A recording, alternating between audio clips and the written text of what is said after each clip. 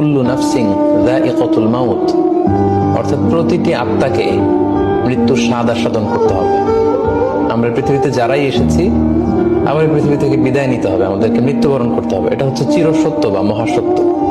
প্রতিদিন নামাজের আগে যে তোমরা ওযু করো, এই ওযুর পরে কেউ যদি পড়ে আশহাদু আল্লা ইলাহা ইল্লাল্লাহ ওয়া আশহাদু আন্না মুহাম্মাদান আবদুল্লাহি ওয়া রাসূলুহু, ওযুর পরে এই দোয়াটা প্রতিদিন যে পড়বে, কিয়ামতের দিন 8টা জান্নাতের যে কোনো দরজা দিয়ে ঢোকার অনুমতি ওই বান্দাকে আল্লাহ দিয়ে দিবে।